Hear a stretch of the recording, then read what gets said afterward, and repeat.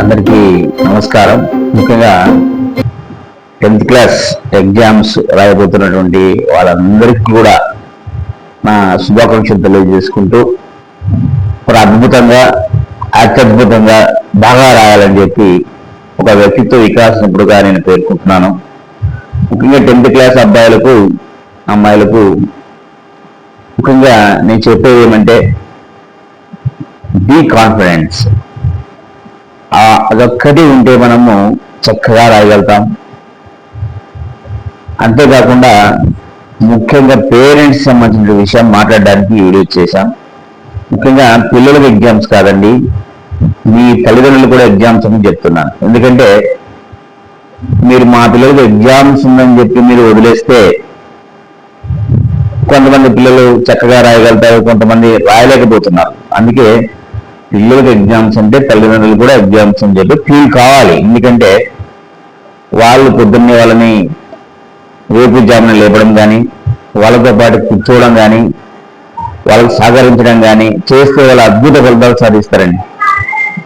వాళ్ళు పొద్దున్న లేచినప్పుడు మనం నిద్రపోతూ ఉంటే వాళ్ళకు అవసరమైతే మనం అందించకపోతే సకాలంలో వాళ్ళు దాని మీద ధ్యాస పెట్టి చక్కగా చదువుకునే అవకాశం పోతుంది. కాబట్టి తల్లిదండ్రులారా, మీరు పిల్లలతో పాటు ఈ ఎగ్జామ్స్ ఉన్నాళ్ళు ఎవరో ఒకరు వాళ్ళతో పాటు మీరు లేచి వాళ్ళతో పాటు అన్ని రకాలుగా సహకరిస్తే వాళ్ళు అద్భుత ఫలితాలు సాధిస్తారు, అద్భుతంగా రాయగలుగుతారు.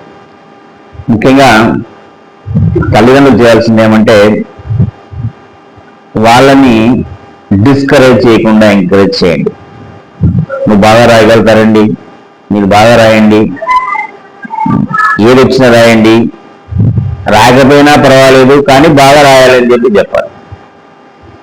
కొంతమంది తల్లిదండ్రులు ఏం చేస్తారంటే రాసిన తర్వాత పేపర్ అంతా తీసుకొని ఇది రాసినావా, దీనికి ఇన్ని మార్కులు వస్తాయి, ఇది రాయలేదా, నీకు ఇన్నే వస్తాయి, మీ ఫ్రెండ్ బాగా రాసినట్టు కదా, నువ్వు వెనక ఉన్నావు కదా, ఇట్లాంటి డిసప్పాయింటెడ్ మాటలు మీరు మాట్లాడద్దండి. కాబట్టి పేరెంట్స్ మీరు వాళ్ళతో పాటు లేచి వాళ్ళకు సహకారం అందించి వాళ్ళ సకాలంలో వాళ్ళని డ్రాప్ చేసి అలాగే వచ్చిన తర్వాత కూడా వాళ్ళకి ఎంకరేజ్ చేయండి. ఓకే, ఏదేమైనా సరే కొంతమంది పిల్లలు ఇది రాయలేదు డాడీ, ఇది రాయలేదు మమ్మీ అని చెప్తారు. Okay, left it.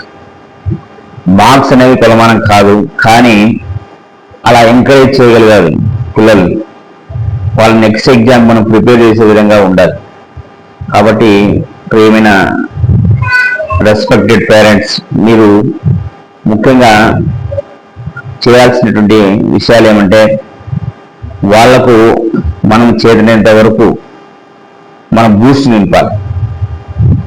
అంటే ఎవరికో ఎక్కువ మార్కులు వచ్చినాయి కాబట్టి నువ్వు తెచ్చుకో, ఆ టార్గెట్ని దాటు అని చెప్పి విషయాలు చెప్పండి. మీరు బాగా చదవండి, బాగా రాయండి, తర్వాత ఫలితాలు అనేవి తర్వాత చూసుకుందాము అనాలి. తర్వాత కొంతమంది పిల్లలు సరిగా రాలేకపోతుంటారు, వాళ్ళు నేర్చుకున్నవి వచ్చి ఉండవు. ఆ టైంలో మనము డిస్కరేజ్ చేయొద్దండి. రాయకపోతే కూడా మీరు ఒకవేళ వాళ్ళ బాధపడుతుంటే వాళ్ళ బాధను తొలగించి మనము నెక్స్ట్ ఎగ్జామ్ ప్రిపరేటివ్ చేయాలి.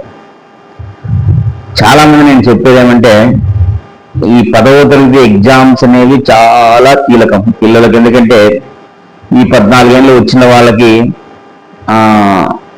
ఎలా చదవాలి, ఎలా ప్లానింగ్ చేసుకోవాలి, ఎలా ఎగ్జిక్యూట్ చేసుకోవాలనే విషయాలు చక్కగా పేరెంట్స్ చెప్పాలి. పిల్లలు ఆ వయసులో తెలిసి తెలియని వయసులో ఉంటారు కాబట్టి వాళ్ళకు సరిగా అంటే మాటలతో, నవ్వుతో, ఆనందంతో మనము చెప్పాలి. ఏ టైంలో లేవాలి, ఎలా చదవాలి, మనము ఎటువంటి పరిస్థితుల్లో ఉన్నామటువంటి చిన్న చిన్న విషయాల వాళ్ళతో మనం డిస్కస్ చేస్తూ ఉండాలి. మనం వాళ్ళ మీద విసుక్కోవడం కానీ కోప్పడం కానీ చేయకూడదు. ఎగ్జామినేషన్ ఉన్న టైంలో వాళ్ళని చాలా వరకు వాళ్ళని పీస్ఫుల్గా ఉండేట్టు చేయాలి. మనం ఇంట్లో ఉన్నప్పుడు మనమే కొట్లాడుతుంటాం, ఒక్కోసారి ఆ శబ్దాలు వాళ్ళకి వినబడుతుంటాయి, వాళ్ళకి ఒత్తిడి కలిగిస్తారు.